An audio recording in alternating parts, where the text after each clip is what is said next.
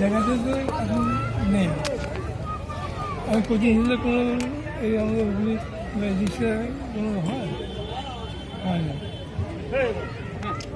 তো সেখান থেকে এই যে আমরা দেখতে পাচ্ছি ইন্ডিয়ান ফুটবলার বা বাঙালি ফুটবলার আগে যতটা গ্রাম বাংলা থেকে জেলা থেকে মফস্বল থেকে ফুটবলার উঠে এসেছে, কেন কমে যাচ্ছে কি মনে হয় আপনার? ওই বললাম আগে মফস্বলের আগে যেমন এই আমাদের সিঙ্গুর এই দিকে থেকে অনেক খেলা উঠেছে, বৈদ্যপাটি ওই দিকটা আর কি ব্যান্ডেলের আগে ছিল।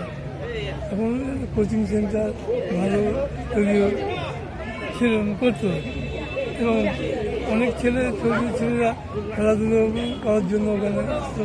সেই জিনিসটা বন্ধ হয়ে গেছে। সেই যদি বন্ধ না হতো আজকে একটা ক্লাব ভালো প্লেয়ার করতে পারছি না, ভালো ছেলে করতে পারছি না। আমার ওইখানেই দুঃখ যে এত এখন কত সুযোগ সুবিধে কিন্তু ছেলেদের উৎসাহ নেই। কোথাও গিয়ে কি মনে হয় এই যে বিদেশি স্ট্রাইকার বেড়ে যাচ্ছে, এই যে বিদেশি ফুটবলাররা যতটা এসেছে সেই কারণেই কি ভারতীয় ফুটবলার কোথাও গিয়ে কমে যাচ্ছে? আমাদের সময় তো বিদেশি এসছে, কিন্তু আমরা বিদেশিকে জায়গায় দেবো কেন? আমি চেষ্টা করবো যে আমি বিদেশিকে জায়গায় আমি ঢুকবো। সেই মানসিকতা তো এখনকার ছেলেদের মধ্যে নেই। ও ভাবছে বিদেশির সঙ্গে প্র্যাকটিস করছি, ঠিক আছে, নিজেকে তো ওকে সরিয়ে আমাকে ওইখানে ঢুকতে হবে, সেই চেষ্টাটা নেই।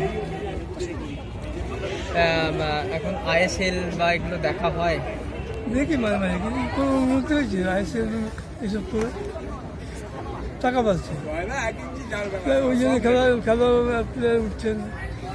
কিন্তু এই আইএসএল যদি আজকে মানে প্লেয়ার তৈরি করার জন্য যদি ব্যবস্থা করতো তাহলে তো আরো ভালো হতো, তাহলে তো অনেক প্লেয়ার আমরা পেতাম।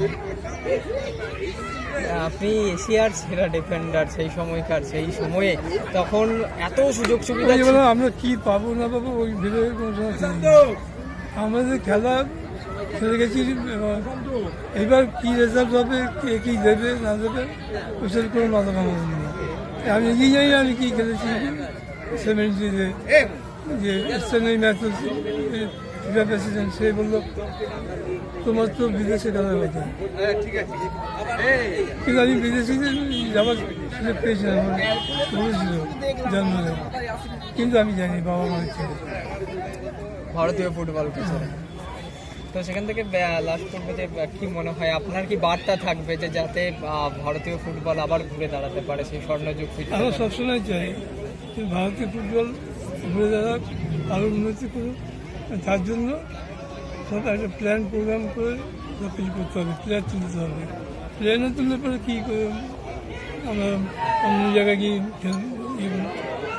খেলবো? আজকে যে একটা ইন্ডিয়া টিম এখন যা বিদেশে খেলার গিয়ে যদি হারিয়ে ট্রফি নিয়ে আসে, আমাদের সুনামটা হবে। হ্যাঁ, ট্রফি না আনলে পরে 4 গোল 5 গোল করে খেয়ে আসি, তাহলে সুনাম বাড়বে। সেই জায়গাটা আমাদের আগে তৈরি করতে হবে, যেন 4-5 গোল না খাই। ভালো ডিফেন্ডার তৈরি করতে হবে, ডিফেন্ডার হাফ সব পুরো টিমটাকে তৈরি করতে হবে, কারণ শুধু ডিফেন্ডারে খেলা না। এখন আপনার এমনি প্র্যাকটিস বা কিছু করেন, বল পায়ে কিছু হয়? আমার বাড়ির সামনে মন আছে, আর এমনি বেরোন না? বেরোই না বেশি, আমি বলে আমি জানি না চিফ গেস্ট গিয়ে কী হবে। আজকে আমি দুটো কথা বলবো, কান দিয়ে শুনলে চলে যাবে। খেলাধুলোর জন্য কোচিং সেন্টারের জন্য সেরকম যদি ব্যবস্থা করে, সেখানে গেছি এবং অনেক প্লেয়ার আমাদের এখান থেকে উঠেছে। এখান থেকে এই হেমন্ত জোড়া, প্রশান্ত জোড়া সবই, প্রশান্ত গোলকিপার নেই, খেলার গল্প নেই, ও ফরওয়ার্ডে খেলবে, এই মাঠই এলো। তো আমি কোন পজিশনে ফরওয়ার্ডে প্র্যাকটিস করছিল, তারপরে গোলকিপার খেলে